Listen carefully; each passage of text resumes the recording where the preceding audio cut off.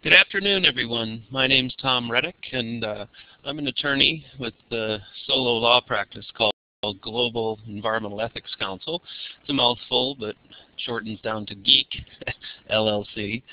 Um, that acronym represents the emerging technologies that I work with. I also have a practice in the semiconductor industry, and I'm currently the counsel to the United Soybean Board and American Soybean Association International Marketing.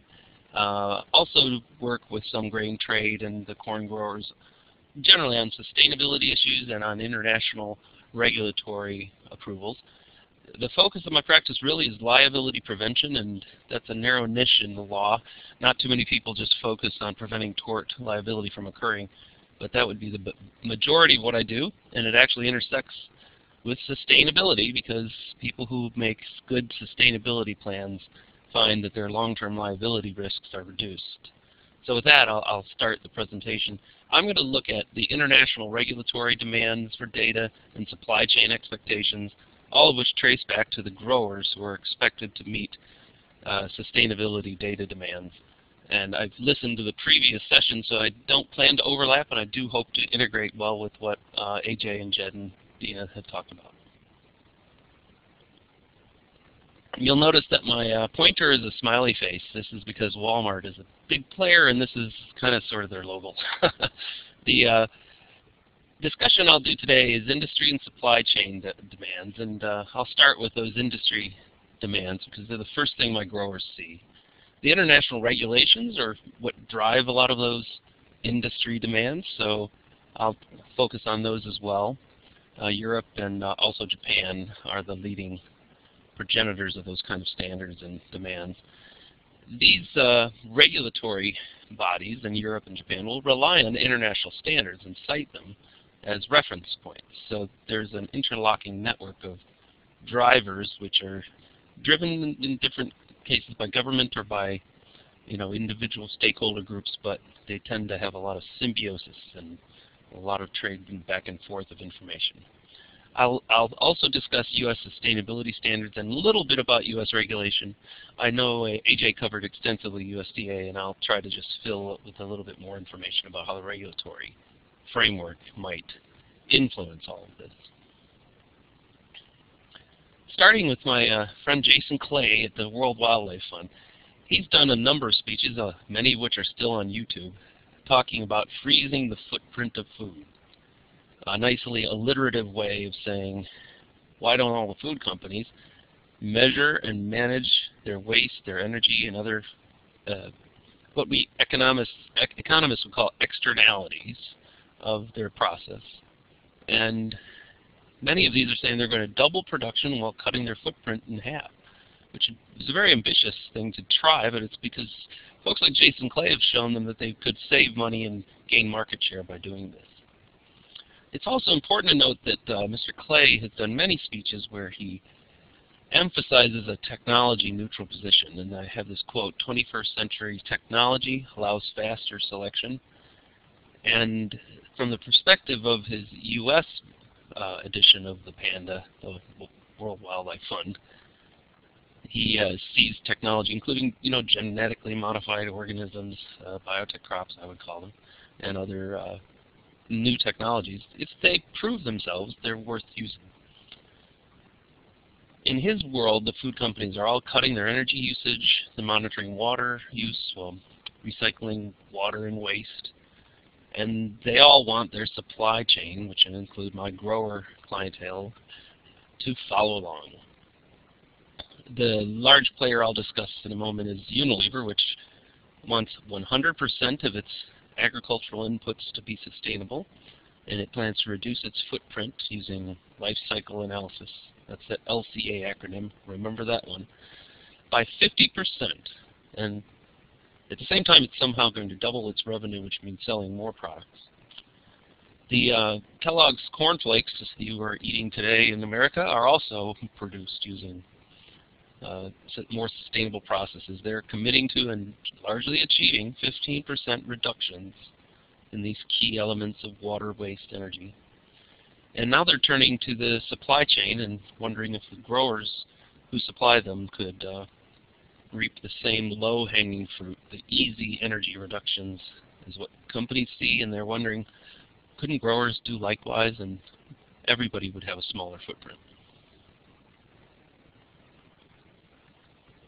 So back to Unilever, I really view these folks as the 600-pound gorilla. It's a very large food manufacturing company based in Europe, and it's influenced by Europe's sense of advanced precaution towards various environmental impacts. The 50% reduction in footprint is something that they will target, but they may not achieve it, and they're the first to admit that. They're going to manage and measure as much as they can and see if they can't reduce that footprint. I have not mentioned Walmart, which is the inspiration for my pointer, but they have a sustainability index, and having the ability to stock, they stock about 18 to 20% of the food that's going on the shelves in America. And that gives them market power that allows them to tell growers or producers, could be fishermen, they could be livestock, that those folks have to follow this sustainability index, and the index may have a number of questions that a grower has to answer. I mentioned Kellogg's cornflakes, and the Kellogg's company, not just the cornflakes by the way, is encouraging growers to come along with us. Let's all count our impacts, measure our footprints. In the beverage sector, most of the beer companies are doing interesting things. Miller Coors, I've seen several presentations where they are managing what they measure. By measuring impacts, they then ask growers to determine whether their water, is being efficiently used, and what they can do to improve irrigation efficiency and make sure the reservoirs underneath the ground of these aquifers are not depleted. The grain trade is also getting involved in sustainability, and in this case it's a direct regulatory influence. So this European Union Renewable Energy Directive has been passed recently, requiring that all biofuel suppliers need to be certified. And this letter was sent to my corn grower clients. I'm sorry that it's a bit of an eye chart, but the point is everybody got this letter, even if they don't know they're selling to Europe. They can sell to an elevator, and that elevator of grain is going to be essentially sending maybe 10% of its supply over to the European Union, and everyone who supplies to that elevator has to sign a self-declaration form here that's mentioned in this letter, and they have to follow the ISCC criteria, which is the International Society for Carbon Certification, based in Brazil, and it's a 46-page questionnaire that goes into great detail on environmental and social impacts. So after this letter was sent, we're just waiting for the next shoe to drop, because in the letter it says there'll be a random audit of 5% of the corn suppliers that supply to the Cargill company. I should note that similar letters were sent by Archer Daniels Midland. While I haven't seen it, I've been told it's out there. I have yet to see one from Bunge North America or other grain traders. But this shows a trend that is occurring in the industry. And this would have gone to all the corn and soybean producers in the Midwest of America. Not this particular letter, which is based in Nebraska, but similar letters from all the major Cargill plants. So what's Walmart up to? Their environmental goals are many, but the key ones would be to get to 100% renewable energy. And to get to that, they'll probably purchase renewable energy credits from companies that are selling efforts of, the various renewable energy. Say if a digester goes on a landfill, they can sell a renewable energy credit on the market. The Carbon Disclosure Project and the Zero Waste initiatives are typical of many industries now that are trying to get to zero waste and are measuring their carbon, partly because of standards that will require disclosure of the footprint of products. Walmart has also funded the Sustainability Consortium, which is shorthand as TSC, that is doing life cycles of different products. They are a typical initiative, and they got a bunch of different stakeholders, charged $50,000 to the corporations and maybe $5,000 to the growers to participate, and of course many corporations signed up, very few growers. And they've developed life cycle standards that attach to products. So and another acronym for you I'll throw out. EPDs are Environmental Product Declarations, and they're generally based on a life cycle analysis, that LCA acronym. And I've seen some of their environmental product declarations. They certainly are trying to measure all the relevant life cycle aspects. And they look for hot spots, areas in the life cycle where an intervention could fix a significant aspect of the footprint. I mentioned the sustainability index, and that certainly reaches overseas. The South American seafood system for years was overfishing, and through Walmart's influence, they've been following more of the marine stewardship guidelines. Similarly, Chinese has small producers who are producing many different products for Walmart in the agriculture sector. And Walmart focused in on China to start its agricultural index in the marketplace. The reason for that is certainly going to be due to Walmart's concern over China production processes. It's no secret that there's been problems with melamine being added to protein in milk and other issues in China. And they're hoping to make sure they don't have an incident similar to what I saw on the high-tech side, where Apple Computer had worker suicides and fires in factories. This is the sort of thing that takes a very good brand that appears to be very socially conscious, and Apple Computers had NPR sessions talking about the Chinese problems. And you really don't want to be on National Public Radio with some expose of your poor social performance, particularly if you're Walmart, because Walmart starts from a point where they have been a big box store that many activists have targeted from day one as a company that doesn't give health insurance to certain employees. They just want to find something wrong with Walmart. So Walmart, by doing a sustainability index, is saving money by measuring energy and so on, but it's also getting itself a social license to operate in certain sectors. What this means for producers in the United States is that we don't want to fall into this 5% category of the people who cannot meet the Walmart index. The Walmart index may become a requirement for selling into the Walmart system, and for those folks who can't meet it, they're not going to sell into the Walmart system, which may make it hard to sell your products in a lot of sectors. The 5% number is just something I've heard in Walmart speeches. They don't know who, they don't have a firm number for who won't make their index. They're guessing maybe 5% won't be able to make it. I think they're hoping that only 5% won't be able to make it. And this slide's a little bit of humor, but the idea here is that Walmart has a happy face that is turned into a very angry face by activists online who claim that their high cost is, and these would be externality type costs, you know, labor and strife and environmental impacts. That's what gives you a low price product in the Walmart setting. Walmart has an issue with trying to deal with the organic sector, and they're selling more organic food. In this slide, I try to convey that there are these great divides that divide agriculture and how we understand it.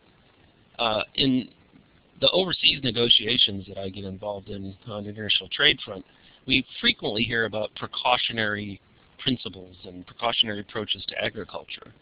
We generally hear this in the European Union, at the United Nations, and there's a sense there that the organic system, if they could just get it into every country, would do a fine job of feeding the world. And some of the standard statements they make are that there's plenty of food, but just poor distribution, that Africa really could make more food, but they have political strife, and that's certainly true. We also see, though, where things get reasonably calm politically. If you bring in hybrid seed and a little fertilizer, they can triple their yield in these millennium villages that the Gates Foundation has been having Pedro Sanchez operate. So by adding new technologies to the African system, you could create significantly more food. But to this extent, you have to do it under an organic system, and this would be the agroecology approach that the UN likes to promote. they're probably going to have a lot of natural nutrients from animals. And the UN also has a recent study, the Livestock's Long Shadow study, that shows that animals really cause a lot of greenhouse gases. So in that study, they actually guessed at 18% with bad math. It was embarrassingly bad math. They even admitted they'd measured the life cycle wrong, didn't include certain scopes.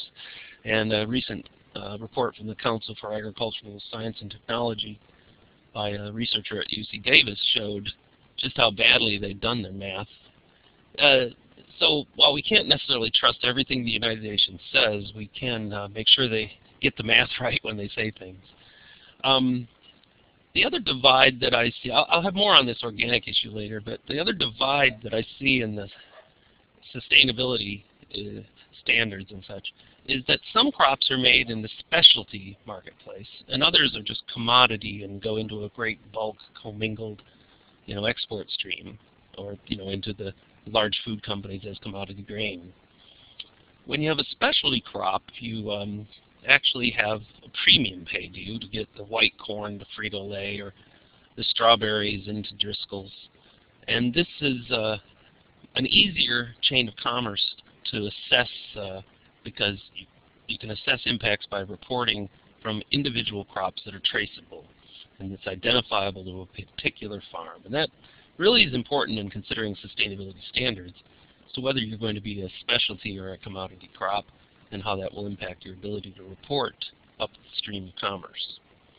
In the U.S., we have a Keystone. That's a think tank in Colorado, Field to Market Initiative, and that's for commodity crops. There you have a field print calculator that they're using to measure the impact of corn, soy, wheat, and some other crops, potatoes, and others. The Stewardship Index for Specialty Crops is based in essentially the San Francisco-based NRDC, Natural Resources Defense Council, along with Western growers and other California trade groups, has created an index which does have some USDA funding and is developing a standard that will allow specialty crops to manage their impacts better. It's important to remember here that for a specialty crop, you have to have contract production. And in agricultural law circles, this is a bit of a controversial issue for some, because contract production can be like a Tyson's chicken operation where people have been essentially controlled in a lot of ways, and it limits the growers' independence. And I've had growers come up to me in speeches, and soybean growers say, we don't want to see the chickenization of soybeans because they know what happens in Tyson contracts. So they don't want to have a contract production system for the commodity soybeans. In a contract production system, there are these risks that get allocated. So you do get additional money because you're going to have certain costs. And when you contract in advance, you expect a price premium. You might have to plant what the buyer wants you to plant. With Driscoll strawberries, for example, they have particular breeds they need, and they know a lot about the region where you're at, and they're going to tell you what you're going to grow, and you'll grow their chosen varieties. Because you have to keep this product separate, you may need dedicated equipment. So whereas typical commodity soybean grower can share a combine that harvests the crop at the end of the harvest season, might be able to share storage at the elevator, for example, down the road. When the truck comes, they can all go in the same truck. And if you have to keep it all separate, you have to have your own truck, your own storage, your own combine. What many growers do in the commodity sector of soybeans and corn, for example, they'll form a guild of a group of growers who can put all their money into a shared combine and storage and such. The elevators might accommodate them by having a separate stream for their crops if it's sufficient for that elevator, enough flow for that elevator to justify it. In Illinois, there's actually laws that will protect those sorts of growers who've made investments in equipment, and you can't just terminate them arbitrarily. Now, the fact of the matter is, in agriculture, crops from year to year, different companies need different things. White corn or blue corn may be the hot issue, and you contract for a lot of it. The next year you decide, well, that's not selling, we're not going to buy anymore. So it is difficult for a grower to get into this if there's not a steady, guaranteed income flow. And Illinois has tried to moderate that negative impact of growers making bad decisions with a law that protects them to some extent. But you can't protect everyone from everything. The process and deliveries where mistakes can be made, and if you don't, for example, use separate sealed bags for your variety, you might have commingling that goes on from, say, the harvest combine that takes your pure white corn up over the 2% level that you promised for non-pure white corn. So you have a 2% tolerance for some commingling of other yellow corn. And there's these issues with unapproved genetic events, which in the biotech crop setting, if you had a field trial next door and get something that can't be shipped because it's still in the USDA experimental mode, that's a zero tolerance. So you have to make sure that person's not commingling with you. In these kind of contract producer settings, there is generally documentation that's used, and that allows these growers, frankly, to be ready, I think, to do a sustainability program if the need arises. So the need could arise when the seed company, for example, wants to do a keystone pilot, and these growers are ready because they're used to doing a certain amount of documentation in these seed production contracts. I'll turn now to international regulations, and I don't want to go over time, so I might skip a little bit. But in the international setting, once again, the United Nations here has its own Commission on Sustainable Development that has agricultural committees, which are open to all stakeholders, but you have to apply and get certified. Recently, at the Rio +20 meeting down in Brazil, one of the agreements they came out of that with was a green economy initiatives, and these relate to agriculture. And among those, there's an Organization of Economic Cooperation and Development, the OECD. The more developed nations that belong to this have a green growth and agriculture plan. They also have developed guidelines for climate proofing the investments made in agriculture. And in the setting of Rio, you do see some initiatives that could improve the adaptability of agriculture to climate change. Turning to individual nations, I mentioned the European Union's Renewable Energy Directive. This directive essentially sets requirements that a biofuel has to be better than oil and other fossil fuels by a certain percentage. The current entry-level percentage is 35% better. It has to be better by emitting carbon equivalent gases by at least 35% better than oil and fossil fuel and coal. Well, in the setting that standard, they didn't really check what U.S. agriculture's aggregate data might look like, which shows we're about 57 to 60% better.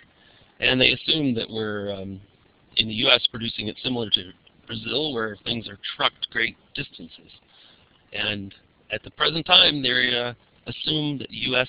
soybeans do not comply with the Renewable Energy Directive. And that's what led to that letter I showed you earlier from Cargill and a potential audit of growers to the ISCC standards. On Japan's voluntary carbon footprint labeling, it's a narrower issue, right? They're just looking at carbon footprint, and it is voluntary, but it's still having the same effect, because if companies all adopt this carbon footprint labeling in order to sell their products in Japan, it's similar to having a law, because everybody's going to have to comply to sell their product. And given these two major markets, we're seeing plenty of pressure on the grain traders and on the food companies to comply with these types of requirements. I will say this, that I've shown you just a couple of individual laws, but this slide, which I won't go into great detail on due to time, just shows you the number of complicated treaties that we have to look at in determining where we can ship products. In the green side, there's the Convention on the Law of the Sea. Some people call it the Law of Sea Treaty because LOST is probably a better acronym. We are lost at trying to figure out what to do with that treaty. the Obama administration has signed a compliance letter, so we are actually going to try to comply with it. And that may have a direct effect on the dead zones at the end of major rivers, which are caused in part by growers' use of fertilizers and other runoff from cities. And that's seriously a law that could have impact. The others that I'll mention in the setting of sustainability would include the CBD is the Convention on Biological Diversity. It has a sister treaty, the Biosafety Protocol, which frankly regulates all that is genetically engineered and sets up many trade barriers to entry. Over on the blue side, there's international standards. The ISO is the International Standards Organization in Geneva, and our reporting entity to that would be the American National Standards Institute, which I'll discuss later. There are 3 standard-setting bodies that report into the WTO, World Trade Organization system. The OIE is a fancy French word that means animals. I won't even try to pronounce it here. The IPPC is simply International Plant Protection Convention. That regulates the harm that can come from shipping plants. Maybe they're invasive, maybe they're toxic, maybe they're a pest. The Codex circle there indicates food standards. So they would set standards for labeling food and for testing and tracing different compounds and minimum residue levels and maximum residue levels and such for chemicals. And Codex is one of those bodies that when we go to a trade dispute in the World Trade Organization, we'll try to cite it as compliant with the SPS, which is the Sanitary Phytosanitary Standards. It means just health of humans and of plants. Down below in the purple or whatever Crayola's 128 color that is, the FAO would be the Food and Agriculture Organization of the United Nations, which has a lot of initiatives going on in the sustainability front. The World Health Organization sometimes enters into sustainability standards with requirements for management of particular pesticides, which it deems to be toxic. And that can be controversial in the U.S. industry sectors who don't particularly agree with the risk assessments going on at the World Health Organization. I guess I'll take a break at this point. Does anybody want to chat me a question? I've been going quite a while, so if I see anything down there, I'll be happy to pause briefly for this.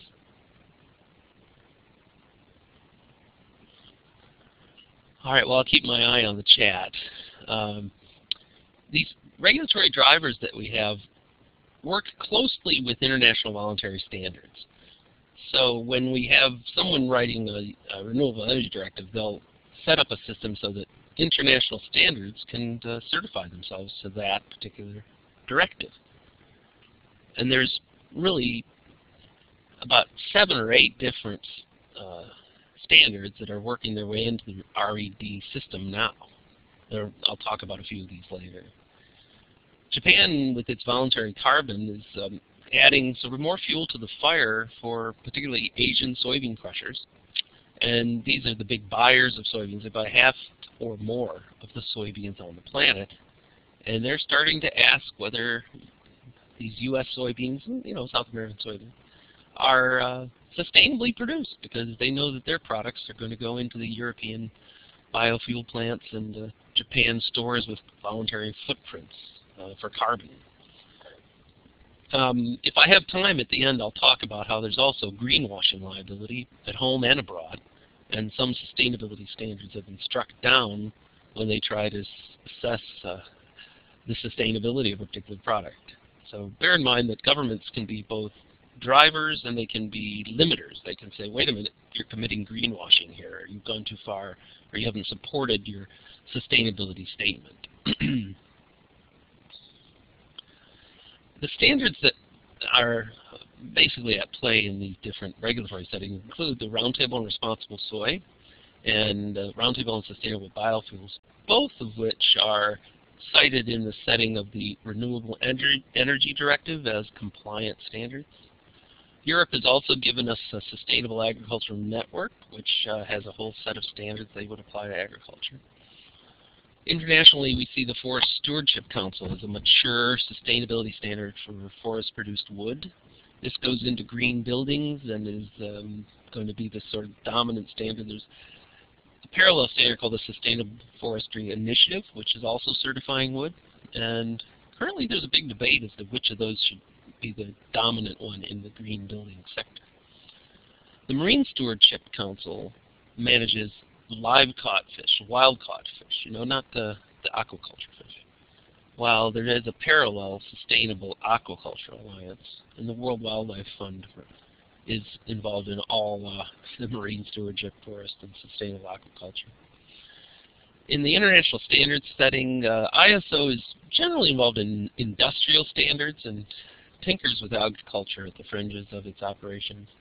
There's a biofuel standard with a committee called TC 234, which could play a role in the whole RED and other laws relating to biofuels.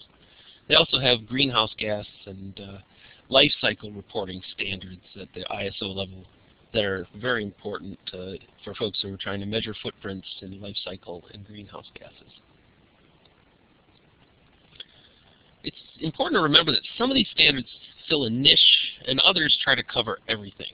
And that can be relevant, frankly, to whether they're going to meet legal requirements for greenwashing.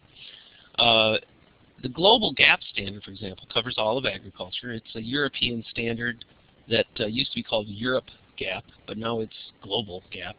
And it's currently got a U.S. office, and it's planning on having all growers certified to the Global GAP standard, and that those growers then can measure and manage their inputs and whatnot.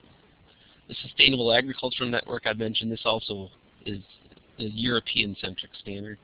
The Rainforest Alliance is focused on the tropics, and they have a Sustainable Ag standard written mainly for tropical forest management. They're very anti-GMO, so they're on my list of, that I'll talk about in a moment, of standards that can't stand genetically modified anything. The Sustainable Food Lab has been working with all these different standards, and they also have a very broad scope. Where you see a niche standard would be when, say, a roundtable just discusses soy, or just talking biofuels, or wood, or seafood. These are frankly narrower in their focus, and that maybe they have more success in getting adopted because they frankly don't bite off more than they can chew. They also could be more lawful in the world of the World Trade Organization and of green marketing. The narrower the focus, the more likely you are to have accurate data and a fair statement of what your product is doing. On the GM issue, I'll just briefly address what I've seen in some of these standards. Currently, there are some anti-GMO movements going on, and the U.S. Green Building Council has currently got, through the Forest Stewardship Standard, the Forest Stewardship Council has a no GMO clause. This is part of the debate that I mentioned in green buildings now, where the Sustainable Forestry Initiative, SFI, or Forest Stewardship Council, FSC, will be the green building wood standard. And I'm not sure they've actually decided. They'll probably make a vote at the next green build meeting. The Rainforest Alliance is also anti-GMO in its Sustainable Ag standard. It's not particularly relevant to where its market is because there aren't a lot of GMO palm trees, for example, that are doing palm oil. But this could be something that implicates the interests of the United States system, which frankly has a lot of genetic engineering in the commodity sector. The Roundtable on Sustainable Biofuels is technology neutral, but there is an issue with its paragraph 11, and I've been on an expert panel dealing with that issue. They require a grower to prevent migration if he's growing biotech crops. And when we walk them through, how do you prevent migration if you're growing biotech crops? They don't really have a good answer, because growers, they buy their seed about 6 months before they plant it, and they don't actually know what their neighbors' plans are unless they have a really good system of communicating. And so we've recommended communication and cooperation from our expert group, and if Roundtable on Sustainable Biofuels adopts that expert opinion, then it will be technology neutral. If it requires biotech growers to prevent migration, it will stir great controversy because nobody's yet figured out exactly how you do that without making everything a non-GMO zone. The global GAP system, which is European in origin, may have similar requirements. We're still reviewing their latest drafts of standards, but anything coming from Europe seems to have these anti-GMO clauses in them. Interestingly, though, the World Wildlife Fund, which was involved in the Roundtable on Responsible Soy, listened to the comments from the corn and soybean industry and created a very technology-neutral approach to coexistence, which shows that if you do get involved in these processes, you can change them, and you can make them more palatable to particular sectors of industry that you represent. A couple of very controversial standards that I'll mention now come out of the American National Standards Institute, which has an organization that certifies crops. They have over 100 of these standard setting organizations. Leonardo Academy is one, and it is promoting the Leo 4000 draft standard on sustainable agriculture. We thought it was coming out in 2012, and then 2013. I'm not sure it'll be out for comment until 2014 at this point. And I'll discuss a little later all the elements of that have caused stress with folks. Another sustainability standard that is out for public comment is the life cycle analysis from the same group, Leonardo Academy, and certifier, Scientific Certification Systems, SCS. And this eco-labeling life cycle analysis standard has triggered 466 comments, most of them negative, and I'm involved now with a coalition that's trying to decide what do we do with this particular standard if it is ever adopted, say, by Home Depot or Walmart, and it has excessive requirements in it. Mostly the sustainability standards I see aren't from ANSI, but from environmental NGOs. So I'll call them ANGOs for now. World Wildlife Fund has over 25 of these standards in different sectors. Just look on their website and see that they're involved in just about all aspects of agriculture now. They recently set up a beef, cattle sustainability initiative. So they've gone through many, many crops, and now they're on to animals. Natural Resources Defense Council has carved out a niche in setting standards for specialty crops. They have the Stewardship Index on specialty crops, which I mentioned before. Environmental defense, this is actually one of the major environmental groups in Washington, D.C., which has it's been involved with Walmart, for example, and opened an office in Walmart's office where EDF has staffer. They also have a number of different greenhouse gas initiatives and are very involved in the Chesapeake Bay and other water initiatives. And we see them show up in sustainable agriculture committees on a regular basis, and they're very active. And like the World Wildlife Fund, they're technology neutral and currently determining whether to make that a formal statement of technology neutrality toward biotech crops. Sometimes the think tanks like Meridian Institute get involved, and they are currently promoting a council on sustainable biomass, which could become important now that energy companies in the utility sector are required to use biomass. Good old ANSI is, frankly, the American National Standards Institute is an honored American institution. And to some extent, they're troubled by this Leonardo 4000 Sustainable Agriculture Standard. When USDA brought an appeal of that standards accreditation, Leonardo's actually their accreditation. Because of that, Leonardo's 4000 standard.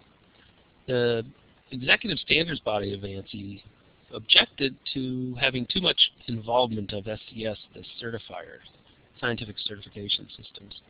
And they're involved in both the Leo 4000 and the SCSO2 eco-labeling life cycle standard.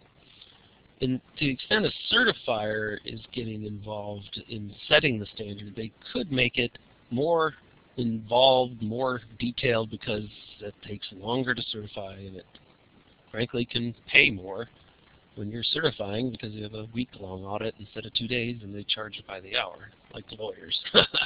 So that's a lot of controversy in having SCS run two different standards in critical aspects of agriculture, and the eco-labeling would apply to all products, not just agriculture. Other standard setters are less controversial, but they do tend to stick to the things they know and focus on particular elements of sustainability. Best example of that would be the American Society of Agricultural and Biological Engineers, ASABE. They have had an energy efficiency standard in agriculture, and they're willing to do other elements of agricultural sustainability and have a team assessing whether they could do element by element approaches to carbon and water and energy use. The American Society of Testing and Materials, which, sorry about that, the reversal there a little, it's ASTM, has sustainability standards across a broad range of industry, and they do have some that are relevant to agriculture. I don't have time to go into them today, but I would refer you to their websites, which do have extensive lists of standards. A little more on how Leonardo got sideways with USDA. It started out because a certifier was involved and wanted a sustainable ag standard. They also created the Leonardo Academy and encouraged them. Well, they didn't create the academy, they encouraged them to be an ANSI standard setter. So it appeared that Leonardo was just working to help a certifier get something through the ANSI process. After USDA challenged the accreditation and got the Executive Standards Board to chasten the Leonardo Academy, Leonardo allowed some mainstream agriculture representatives onto the committee, and they worked for a couple of years trying to set a neutral standard that would allow biotech crops to be used, for example, and would measure the outcomes of using different pesticides and fertilizers, and ensure that if you do use these, you create a good yield and minimize your impacts. In 2010, the summer of 2010, first, the environmental groups withdrew. The key ones, like Defenders of Wildlife and Environmental Defense, walked out of the room, so to speak. Well, one of them told me, ANSI is killing me. So they felt the process was not working well. After the NGOs left, the mainstream agriculture got together, and their key players, Farm Bureau, corn and soybean organizations, and various others, decided they would leave and wrote a letter explaining that they felt the votes taking place at the third Standards Committee meeting that year showed an organic bias was emerging, and that people were going to vote down use of different technologies that can increase yield in favor of a more organic agriculture-focused agricultural system. And that was troubling to the mainstream agricultural community. After all these folks had left, I was left behind to work with certain scientists on the committee, and for the past 3 years I've been watching the standard drift back to really an anti-GMO status and frowning on the use of chemicals of any kind. Yield has been lost in the process.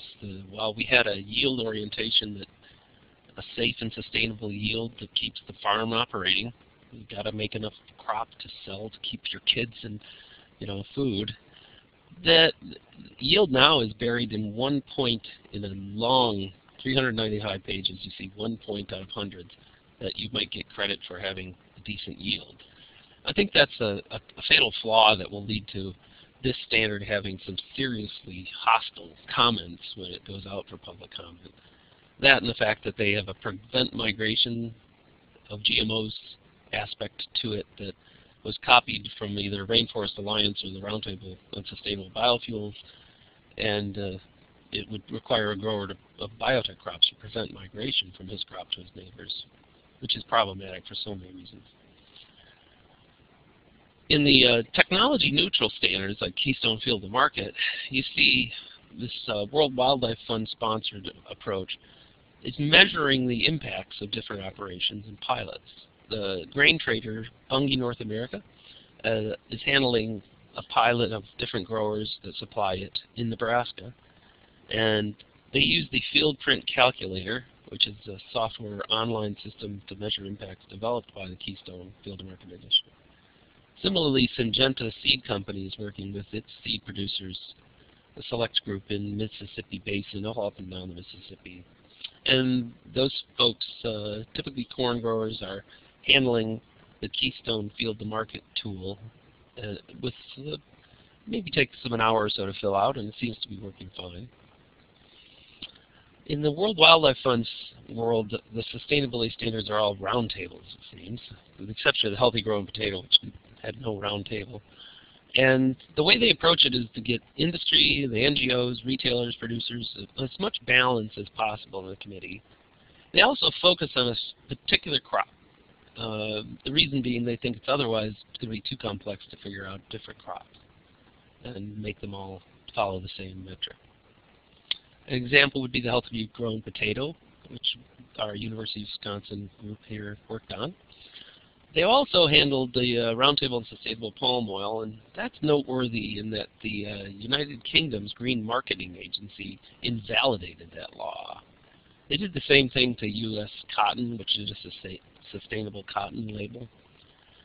The Roundtable on Responsible Soy may run into similar issues as it undergoes its certification process.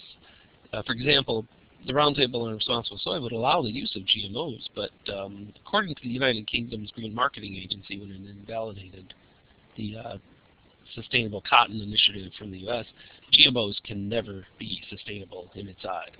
So that's automatic use of, automatically it's violating green marketing if you use a GMO. Sustainable livestock is sort of a new area that's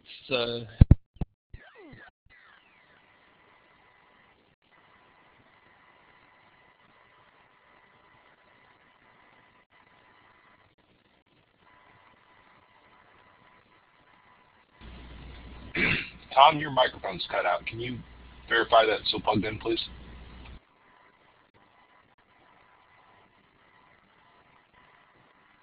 Yes, it did. Now you're back. Now you're back. Did it go off? On? Okay, can everybody hear me okay? Yes. All right, sorry about that. So I assume I discussed the World Wildlife Fund's Sustainable Beef Standard. They're just starting on that. Also, Dairy Marketing Institute is working on sustainable dairy standards. The Sustainability Consortium is working on yogurt product categories. And as we see more pressure on poultry, which starts with animal welfare, but it's moving on to waste issues, you'll see sustainability standards in poultry and pork and others. One of the big debates I'm seeing now is whether free-range pigs might not be as healthy as the ones that are contained if they're given good veterinary care. And that's going to be an interesting debate as it evolves. And there's certain things that happen when free-range animals freely range. They pick up parasites. USDA has defined sustainable ag, and I think you've heard a bit about USDA already in these sessions. But this is just a quick snapshot of how they see sustainable agriculture.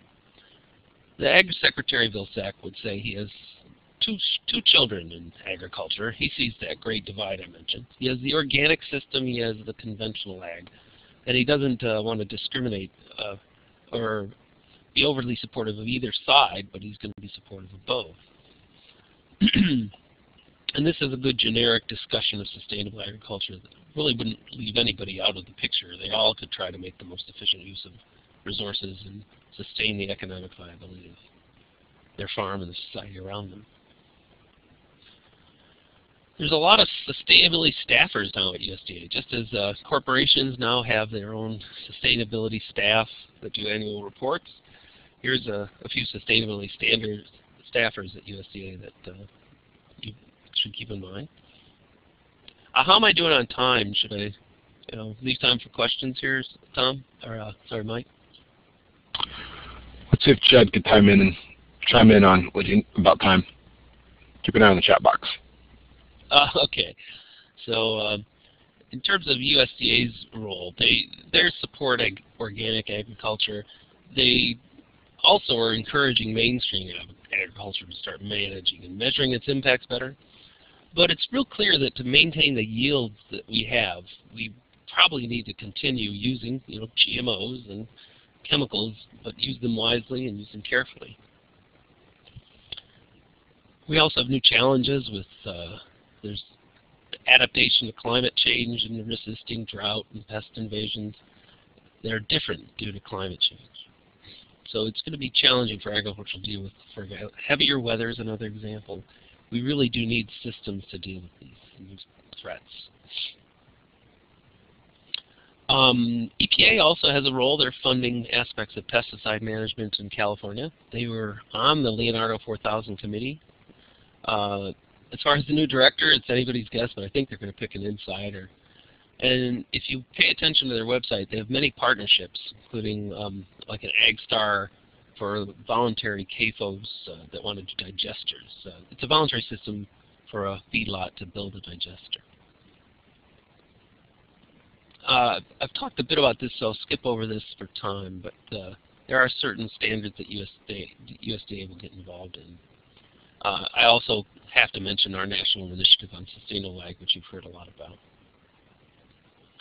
As far as limiting green marketing, the Federal Trade Commission recently issued some green guides that it issued a while back, and it updated them. What's interesting is they don't mention sustainable, but they do frown on overly general statements like green or environmentally friendly.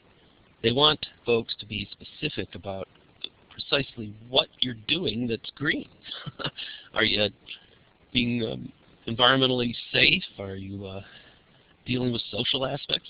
Sustainability is such a broad word that I think it will be difficult to ensure that you're in compliance with the green guides unless you have a lot of metrics that focus on different aspects of your operations. And you know, just slapping a label on it won't be enough unless you can reference a metric in support of it.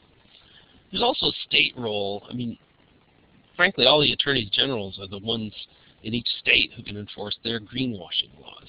And I like to joke that the AGs are aspiring governors, so for political reasons they may find particular products they want to take on and attack.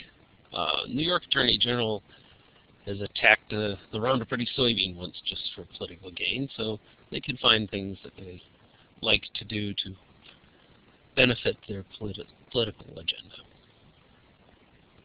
Now, a little bit on organic ag, if I'm okay on time.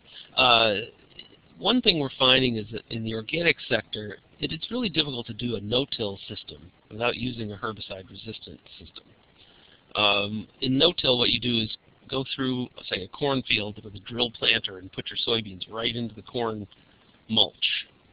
Now, that has proved to be very good for the environment in terms of it limits runoff, it builds soil over time, but it's very difficult to do unless you can go over the seeds as they emerge, along with weeds, and kill off all the weeds around them with a herbicide. It's easiest with a biotech crop that resists the herbicide. When you go through with an organic strip till, you're tilling. Or if you go through with a roller, you might roll over your own crops as well as the weeds. So it's difficult to manage organic agriculture without, having the risk of lower yield due to weed pressure. And there are certain professors who are recognizing this, that it's going to have problems with lower yield, and it's really not going to be something that wins in a head-to-head competition for creating enough food. The big limiting factor is the inputs for fertilizer. So there's just not enough manure to go around, even when a government like Sweden mandates a minimum of 25% of its farms will be organic. Well, they couldn't get to it because they couldn't find enough dairies and feedlots to supply manure. You're also going to see them using more fuel to get to the same yield because they have to till with a tractor that uses energy. And to the extent we can get a peaceful coexistence system, organic crops can benefit from the pest pressure. When BT crops reduce the number of pests in the area, there's a halo effect that benefits others. For example, with organic corn, they're finding they actually get a benefit from growing near the other GMO crops.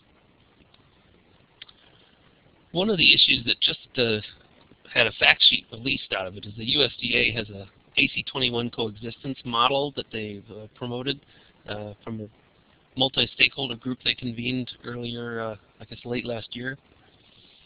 And it's clear that USDA is going to have a big role in how do we keep biotech crops segregated from other crops.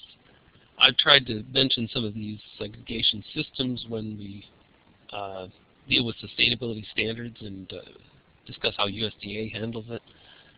So it's important to really keep an eye on how USDA is going to be managing coexistence when you're talking about doing it in a sustainability standard. I've urged this on the Leonardo Committee, but so far to deaf ears. We're seeing more non-GMO zones, which is one way to handle coexistence.